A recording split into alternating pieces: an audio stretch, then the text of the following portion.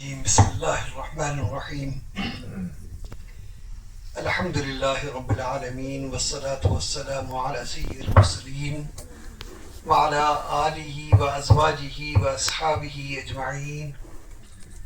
أما بعد، فقد قال الله تعالى في كتاب الحكيم: ومن يتق الله يجعل له مخرجا ويرزقه من حيث لا يحتسب ومن يتوكل على الله فهو حسبه ان اللہ بالغ امری قد جعل اللہ لكل شيء قدرا. رب اشرح لي صدری ويسر لي امری واحلل عقدۃ من لسانی یفقهوا قولی. سے کھول کر بیان کرنا، ان کو لوگوں کو غنیمت ہے آج آپ کے ساتھ خوب کھل کر بیان کرنا. صدق اللہ العظیم.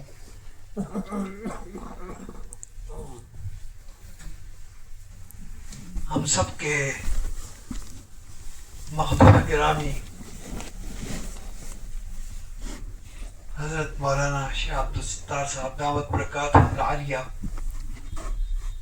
اللہ تعالی حضرت والا کی کو صحت کے ساتھ، عافیت کے ساتھ، خیر کے ساتھ سلامت رکھیں، اور حضرت والا کا یہ فیوز و برکات کا سلسلہ جو ہے یہ ہمارے سروں پر تعدیر قائم و دائم رہے، اور حضرت کی متبرک مجلس میں سے ہم فیض حاصل کرتے رہے. یہ ایک بہت سمجھیے کہ غنیمت دم ہے. ہم جتنی بھی قدر ان کی کریں وہ کم ہی کم ہے. ظاہر ہے کہ حضرت والا کی موجودگی میں مجھ جیسے طالب علم کا کچھ کہنا اگرچہ جسارت ہے، لیکن حضرت والا کو حکم ہے، اس لیے چند باتیں بطور نصیحت میں عرض کروں گا. عام طور پر خطاب ہو، وعظ ہو، تقریر ہو، نصیحت ہو، اس کے بارے میں تصور یہ ہوتا ہے کہ وہ لمبی چوڑی ہوگی تو وہ خطاب اور تقریر کہلاتی ہے، جبکہ حقیقت کے لحاظ سے یہ ہے کہ اس کا مقصد کیا ہے. کیونکہ بات لمبی چوڑی بھی ہوئی، خطاب بھی ہوا، لیکن مقصد حل نہ ہوا تو ظاہر ہے کہ وہ لا حاصل بات ہے. جیسے کہ رسالت مآب جناب محمد رسول اللہ صلی اللہ علیہ وسلم کی خدمت بابرکت میں ایک اعرابی، ایک بدو حاضر ہوئے. ان کے ظاہر سے، ان کے کپڑوں، گرد آلود کپڑوں سے یہ صاف معلوم ہو رہا تھا کہ یہ بہت طویل سفر کر کے آ رہے ہیں. چہرے پر تکان کے آثار تھے، اور آپ کی خدمت میں حاضر ہوئے اور آ کے انہوں نے کہا: اعذنی یا رسول اللہ ولیکن اوجز، کہ اے اللہ کے رسول صلی اللہ علیہ وسلم واعظ فرمائیے لیکن مختصر. ظاہر ہے کہ رسول اللہ صلی اللہ علیہ وسلم کے سامنے یہ کہنا جرت تھی، لیکن یہ جرت صرف دو شخص کر سکتے ہیں. ایک وہ کر سکتا ہے کہ جو مقام ناز پر ہو، اور دوسرا وہ کر سکتا ہے جو مقام نیاز پر ہو. مقام ناز کیا ہے؟ کہ جہاں رائے کا احترام ہوتا ہے، اور وہ اس مقام پر، اس بلند مقام پر حضرت فاروق اعظم رضی اللہ، یعنی 11 مقامات قرآن کریم میں وہ ہیں کہ جہاں قرآن نے ان کی رائے کی تائید کی.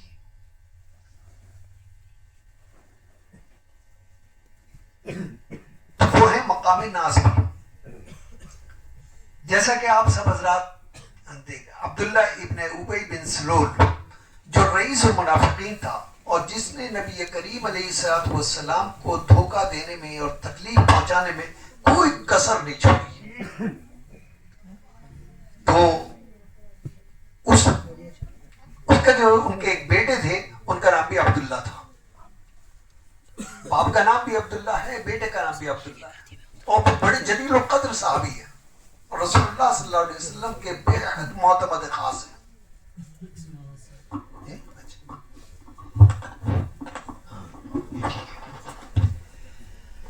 اور رسول اللہ صلی اللہ علیہ وسلم کے وہ بے حد معتمد خاص ہیں. تو جب انتقال کا وقت آیا، بیمار ہوا تو اس نے اپنے بیٹے کو بلایا جو صحابی ہیں، ان کا نام بھی عبداللہ ہے، اور کہا کہ رسول اللہ صلی اللہ علیہ وسلم کی خدمت میں جاؤ اور جا کے 2 باتیں پیش کرو میری طرف سے. ایک تو یہ کہ میرا وقت قریب ہے، ہو سکتا ہے کہ بس میں چند گھنٹوں یا چند منٹوں کا مہمان ہوں. تو ایک درخواست تو یہ ہے کہ میری نماز جنازہ آپ پڑھائیے. دوسری یہ کہ آپ نے جو چادر زیب تن فرما رکھی ہے وہ آپ مجھے عنایت فرما دیں، اور میں چاہتا ہوں کہ میرا کفن وہی چادر بنے. جب میں بارگاہ رب میں حاضر ہوں اور مجھ سے پوچھے کیا لے کر آیا تو میں وہ چادر پیش کر دوں، اس لیے کہ سوائے دشمنی کے میں نے زندگی بھر کچھ نہیں کیا. تو آپ کیونکہ رحمت للعالمین بنا کر بھیجے گئے تھے، اپنوں کے لیے بھی غیروں کے لیے بھی، تو اسی جذبے رحمت کے تحت آپ نے ارادہ فرما لیا دونوں باتوں کو پورا کرنے کا، اور آپ کھڑے ہونے لگے. فاروق اعظم برابر میں بیٹھے ہوئے ہیں، تو جیسے ہی آپ کھڑے ہوئے آپ فاروق اعظم نے چادر پکڑ لی اور صرف اتنا فرمایا کہ یا رسول اللہ. یعنی منشا یہ تھا کہ آپ کہاں جا رہے ہیں، کس کے لیے جا رہے ہیں؟ وہ کہ جس نے زندگی بھر دین کو نقصان پہنچایا اور آپ اس کی نماز جنازہ کے لیے تیار ہو گئے.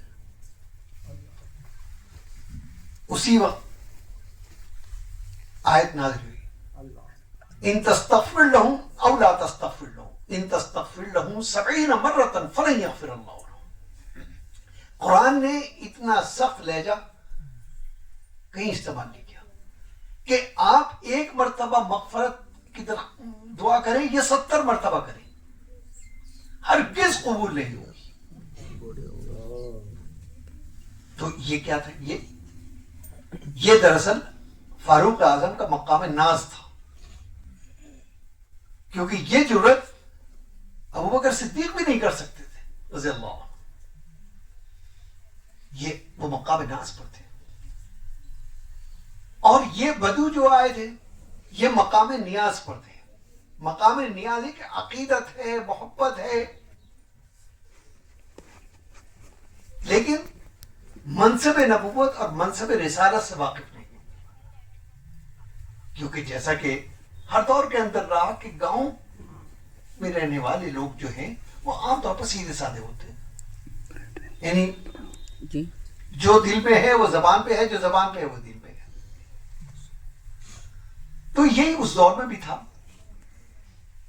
تو اپنی اسی سادگی میں انہوں نے وہ کیونکہ منصب نبوت سے واقف نہیں تھے تو آپ کہہ دیے کہ مختصر کیجیے گا، ایسا نہ ہو کہ آپ.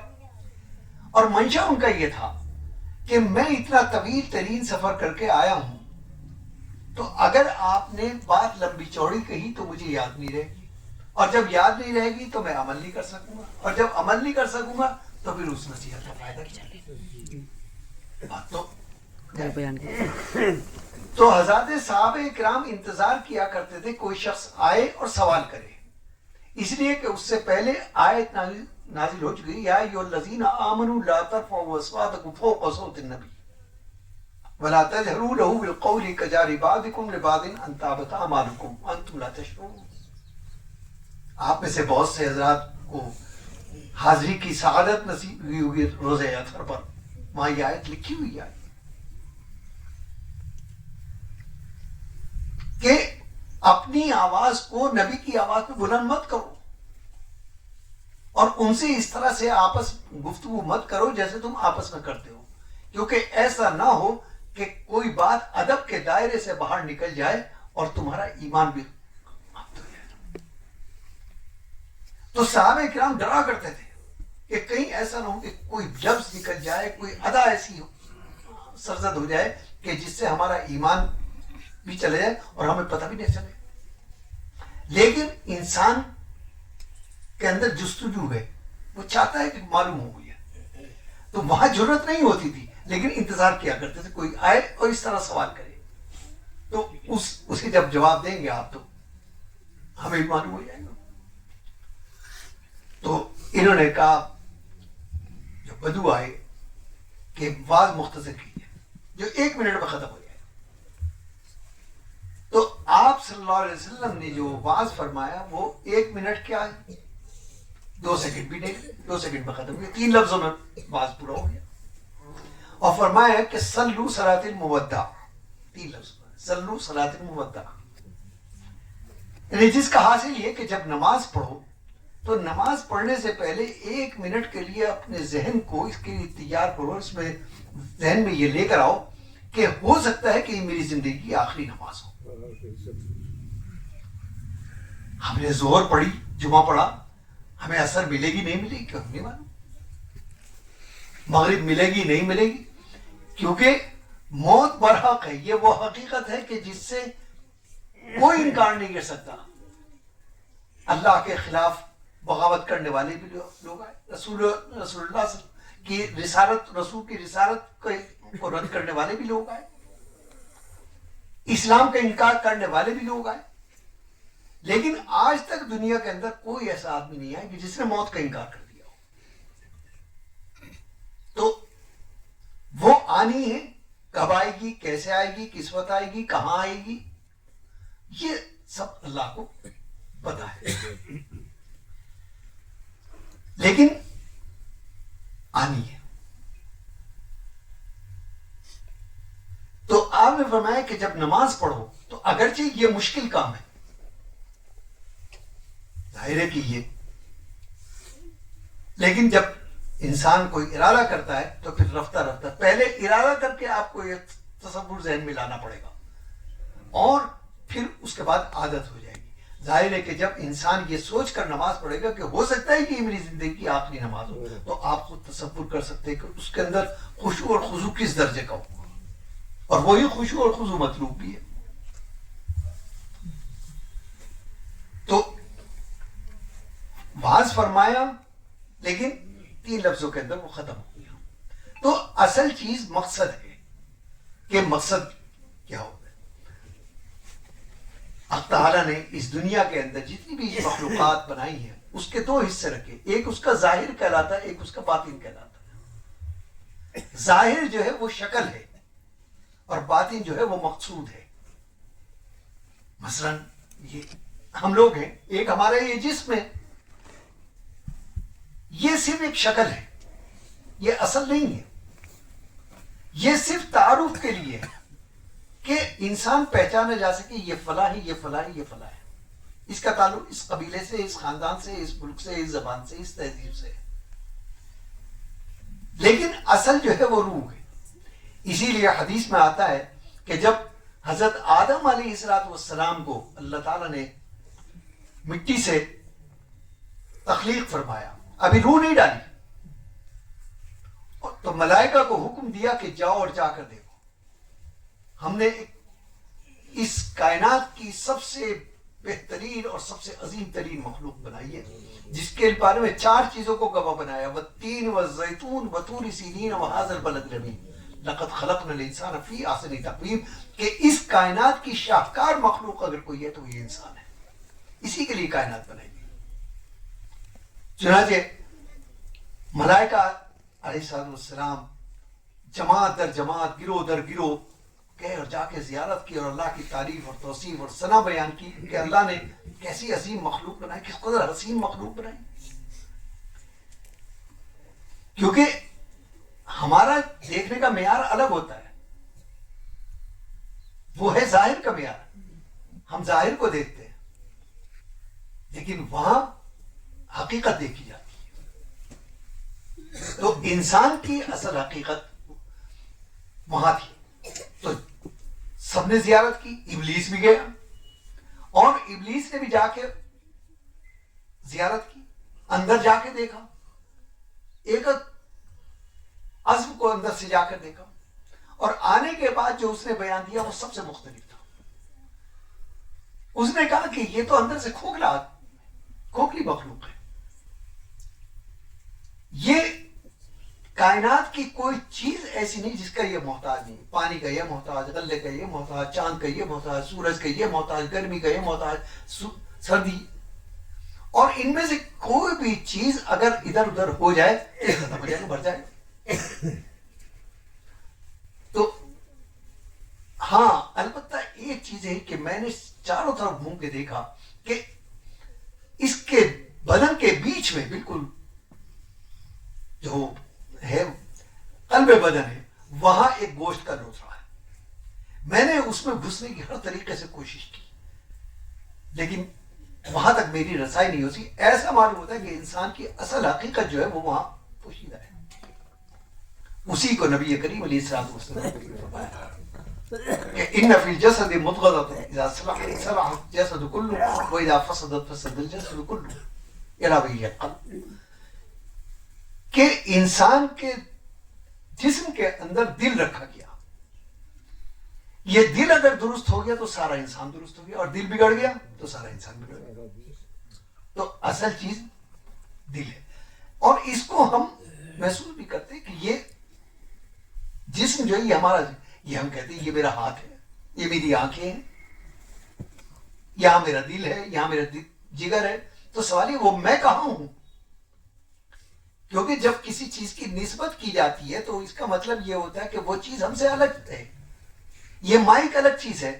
میں اگر یہ کہوں کہ یہ مائک میرا ہے تو اس کا صاف مطلب یہ کہ مائک الگ چیز ہے, میں الگ چیز ہوں. میں اس کی ملکیت کو بتا رہا ہوں کہ یہ میری ہے. لیکن ہم اپنے بدن کے بارے میں کیا کہتے ہیں؟ یہ میری آنکھ ہے, یہ میرے کان ہے. اس کا مطلب میں وہاں نہیں ہوں. وہ میں جو ہے وہ ہے اصل مقصود. تو ایک ہے ایک ہے شکل, اور وہ ہے دل. دل ہی کے اندر ایمان کی جگہ ہے. ایمان بھی دل میں ہی آتا ہے. ایمان بھی کا محل بھی دل ہے. تقوی کا محل بھی دل ہے. ظاہر ہے کہ تقوی کوئی وہ چیز نہیں ہے کہ عام طور پر تصور یہ ہوتا ہے کہ تقوی کوئی بہت مشکل چیز ہے. ایسا نہیں ہے, بلکہ تقوی سب سے زیادہ آسان ہے. اسی لیے رسول اللہ صلی اللہ علیہ وسلم نے فرمایا کہ ان التقوی ہاہنا, تقوی دل میں. اس کا نہ ظاہر سے تعلق ہے نہ لباس و پوشاک سے تعلق ہے. کون متقی ہے یہ اللہ کو پتہ ہے. جیسے نماز پڑھ رہے ہیں تو کس کی نماز قبول ہو رہی ہے یہ اللہ کو پتہ ہے. اور بعض دفعہ عجیب و غریب واقعات بھی پیش آتے ہیں. حضرت مولانا رشید احمد گنگوہی رحمہ اللہ حج کے لیے تشریف لے جاتے ہیں. وہاں حضرت حاجی امداد اللہ صاحب نور اللہ مرقدہ وہ ہجرت کر کے جا چکے ہیں, حج کے لیے گئے. تو جس دن عرفات سے واپسی ہوئی, اگلے روز حضرت حاجی صاحب نے مولانا رشید احمد گنگوہی کو پیغام بھیجا کہ ہم سے آ کے ملو. حضرت مولانا تشریف لے گئے.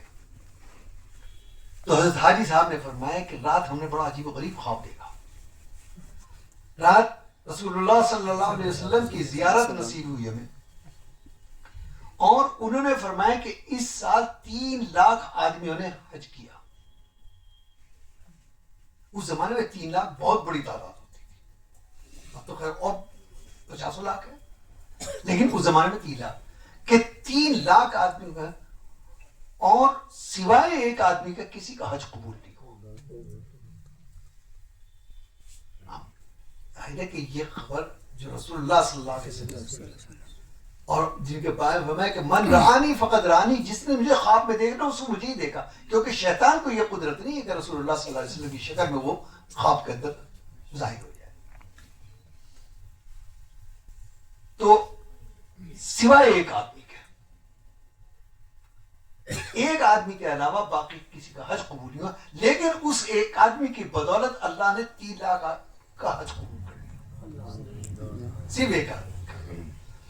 تو حضرت حاجی صاحب فرماتے ہیں کہ میں نے رسول اللہ صلی اللہ علیہ وسلم سے فرمایا کہ یا رسول اللہ صلی اللہ علیہ وسلم, آپ نے جب یہاں تک فرما دیا تو اس خوش قسمت آدمی کا نام بھی بتا دیجئے کون ہے.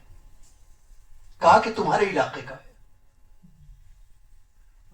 اور نشان زد بھی کر دیا. تو مولانا رشید احمد آپ کو بلانے کا مقصد تھا کہ ہم تو جا نہیں سکتے ہندوستان, اس لیے تم جا رہے ہو اور جانے کے بعد سب سے پہلے گھر جانے سے پہلے ان سے وہ فلاں گاؤں میں رہتے ہیں، اب یہ ان کا نام ہے، پورا پتہ بھی بتا دیا جو آپ صلی اللہ علیہ وسلم نے خواب میں بتایا تھا، اور ان سے ہمارا سلام کہنا اور دعا کے لیے کہنا۔ چنانچہ حضرت جب یہاں تشریف لائے تو سب سے پہلے اس گاؤں میں پہنچے، اپنے علاقے کے قریب کا کوئی گاؤں تھا، اور اس شخص کے گھر پر پہنچے اور جانے کے بعد اسے مبارکباد دی، گلے ملے۔ وہ حضرت کو پہچانتے کہ مولانا رشید احمد گنگوئی ہے اور بڑے ایک عالم ہیں۔ کہا کہ تم کب آئے حج سے؟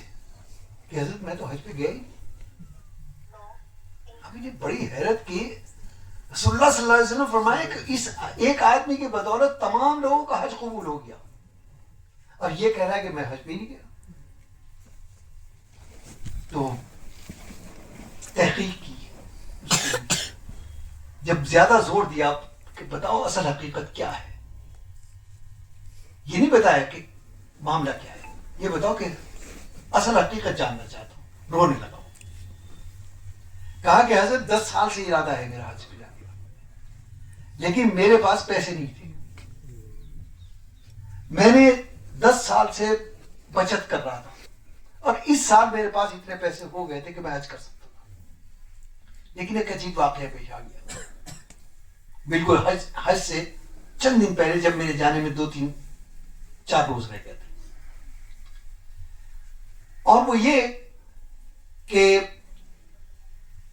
میں اپنے گھر میں تھا، میری بیوی حمل سے تھی۔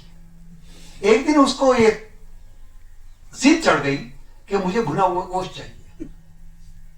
میں نے اس کو لاج سمجھایا کہ بھئی گاؤں کا ماحول ہے، کہاں یہاں سلاؤں، اس وقت رات کو 2 بج رہے، یہاں کوئی ہوٹل نہیں ہے، کوئی اول تو اس وقت شہر میں بھی نہیں ملے گا، لیکن بہت لاج سمجھایا، مگر اس نے بھی ایسی ضد پکڑ لی کہ نہیں چاہیے بھی۔ تو کہنے لگے مجھے یہ خیال پیدا ہوا کہ ایسا نہ ہو کہ جو پیٹ میں بچہ پل رہا ہے اس کو کوئی نقصان پہنچ جائے، تو صرف اس کی تسلی کے لیے میں باہر کو نکل گیا، چلو میں دیکھتا ہوں کچھ ہو جائے۔ کہ جب میں باہر نکلا تو صرف ایک گھر چھوڑ کر دوسرے گھر کے اندر گوشت بن رہا تھا اور اس کی بو آ رہی تھی۔ انہوں نے دستک دی، کہنے کی بات بن گئی، اور تو صاحب مکان باہر آئے اور انہوں نے کہا کہ ایسا ایسا معاملہ ہے، تھوڑا سا گوشت چاہیے۔ کہا کہ میں آپ کو گوشت نہیں دے سکتا ہوں۔ کہا کہ نہیں مجھے زیادہ نہیں، آپ صرف 2 بوٹی دے دیں، میں اسے تسلی ہو جائے گی۔ کہا کہ میں آدھی بوٹی بھی نہیں دے سکتا۔ اب انہوں نے بہت جب اصرار کیا تو وہ رونے لگے، کہنے لگے کہ میں یہ بات بتانا نہیں چاہتا تھا، لیکن آپ نے جب اصرار کیا تو مجھے مجبور ہونا پڑا۔ میرے گھر میں 4 دن سے فاقہ ہے، اور اس وقت آ کر میرے بچے اس حالت میں پہنچ گئے کہ مجھے یہ امید نہیں ہے کہ صبح سورج کی کرن یہ دیکھ سکیں گے بچے، اور بچوں کی محبت میں بےتاب ہو کر میں نکلا باہر، اور رات کے اندھیرے میں ایک کتے کو مارا اور یہ اس کا گوشت بنا رہا۔ تو ان کی پاؤں تلے جیسے زمین نکل گئی، اور انہوں نے دل میں سوچا کہ لعنت ہے تیرے اوپر، تو حج کو جا رہا ہے اور تیرے برابر میں پڑوس کے اندر بچے بھوکے مر رہے ہیں۔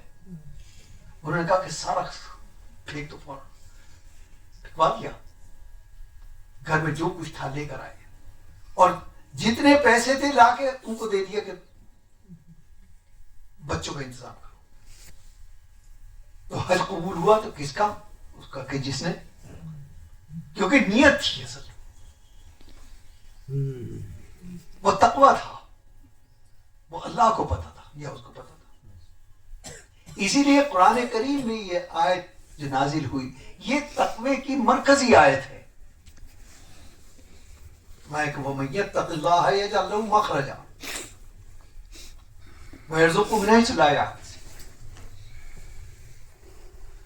کہ اللہ تعالیٰ فرماتے ہیں ہم قرآن کریم کے اندر تدبر کے ساتھ، تفکر کے ساتھ غور و فکر کریں تو ہمیں ہر 1-1.5 صفحے کے بعد ہر رکوع کے اندر کسی نہ کسی نوعیت سے تقوی کا ذکر ملتا ہے، یعنی جس سے حاصل ہے کہ اللہ تعالیٰ چاہتے کہ ہم تقوی کی زندگی گزاریں۔ چنانچہ فرمایا کہ جس نے تقوی کی زندگی اختیار کی تو اس کو ہم 4 انعامات دیں گے. ظاہر ہے کہ یہ ہمارا آپ کا وعدہ نہیں، یہ اللہ کا وعدہ ہے، جس میں 3 وعدے جو ہے وہ تو اسی زندگی کے اندر پورے کر دیے جائیں گے، اور ایک وعدہ جو ہے وہ اللہ نے اپنے یہاں محفوظ رکھا ہے، وہ قیامت کے دن آپ کو دیا جائے گا. پہلا ہے وَمَن يَتَّقِ اللَّهَ يَجْعَل لَهُ مَخْرَجًا. اس دنیا کے اندر آدم علیہ السلام سے لے کر آج تک اور آج سے لے کے قیامت تک نہ کوئی ایسا انسان گزرا ہے نہ گزرے گا جو یہ کہہ سکے کہ مجھے زندگی میں کوئی پریشانی نہیں. یہ تو دنیا نام ہی پریشانی ہو گیا. یہاں تو مصیبتیں جھیلتا، پریشانی اٹھاتا، ایک دن اللہ کی بارگاہ میں چلا جائے گا. یہ تو دنیا نام ہی پریشانی ہوگا. فرمایا کہ جس نے تقوی کی زندگی اختیار کی ہم اس کو پریشانیوں سے اس طرح سے نکال دیں گے کہ انسان کو یہ بھی پتہ نہیں چلے گا میرے پاس پریشانی آئی تھی کب اور چلی کب گئی. یہ پہلا وعدہ ہے جو اسی زندگی کے اندر پورا کیا جائے گا. دوسرا ہے وَيَرْزُقْهُ مِنْ حَيْثُ لَا يَحْتَسِبُ، کہ ہم اس کو رزق جو ہے بے شان و گمان دیں گے. ہمارے ذہنوں کے اندر جو رزق کا تصور ہے وہ بہت محدود ہے، کھانا پینا رہنا سہنا سرد و گرم بچ، ہم اس کو رزق سمجھتے، لیکن رزق کے معنی بہت وسیع ہے. یعنی ہر وہ چیز کے جس کی پہلے سانس سے لے کر انسان کو آخری سانس تک ضرورت پڑتی ہے وہ رزق کے اندر داخل ہے. یہ ہماری صحت، یہ بینائی، یہ چلنا پھرنا اٹھنا بیٹھنا، یہ صحت، یہ علم، یہ شعور، یہ فہم، یہ ہر چیز ہے. یہ بزرگان دین، ان کی مجالس، یہ سب رزق ہے اللہ کا. تاکہ ہم اس کو ایسے بے شان و گمان رزق عطا کریں گے کہ انسان کو تصور بھی نہیں ہوگا کہ مجھے یہاں سے بھی رزق مل سکتا ہے. وہ بھی اسی. اور تجھے فرمایا کہ وَيُكَفِّرْ عَنْهُ سَيِّئَاتِهِ، کہ ہم کفارہ سیئات میں کہ مومن کے اوپر جو بھی پریشانی آتی ہے، چاہے وہ اس کے پاؤں کے اندر کانٹا ہی کیوں نہ چبھا ہو، اللہ کا عدل یہ ہے کہ اس کا بھی اجر آپ کا محفوظ کر دیا جاتا ہے کہ اس کو مومن کو تکلیف پہنچی ہے. تو اسی لیے میں کیا کہ بخار آتا ہے انسان کو، تو ایک مرتبہ رسول اللہ صلی اللہ علیہ وسلم نے بخار کے بارے میں بتایا کہ جس کو بخار آ جاتا ہے اللہ تعالیٰ اس کے کفارہ سیئات کرتے ہیں، اور وہ کفارہ سیئات بنتا ہے کیونکہ ام الامراض کہا گیا ہے اس کو. حضرت ابو ہریرہ رضی اللہ عنہ وہاں بیٹھے ہوئے، انہوں نے اس حدیث کو نقل کیا، اور اس کے بعد وہ دھوپ میں نکل گئے، لوہیں چل رہی، اور وہ کچھ اور تدبیریں بھی کی کہ جس سے بخار آ جائے. وہ بخار آ گیا. بخار آ گیا تو بتایا کسی کو نہیں. اب جب بخار آ گیا تو کمزوری شروع ہوئی. 2 دن 3 دن 4 دن گزرے کہ بالکل نڈھال ہو گئے. آپ صلی اللہ علیہ وسلم کو جب پتہ چلا تو تشریف لے گئے اور مزاج پرسی.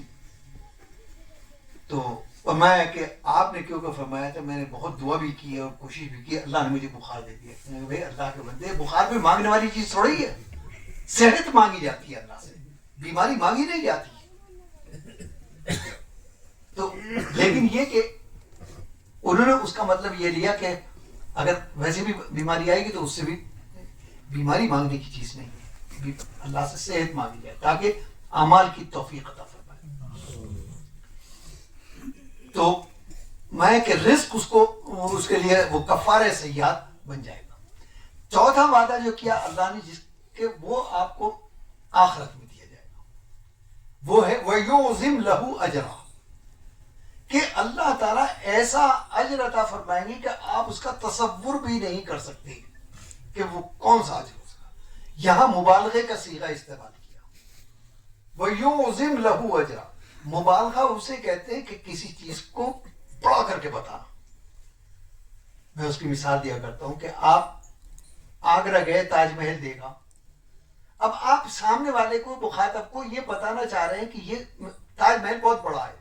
اگر آپ سیدھے سادے الفاظ کے اندر بتائیں گے کہ تاج محل بہت بڑا ہے تو کیا اثر ہوگا؟ وہ کیا سمجھے گا کتنا بڑا ہے؟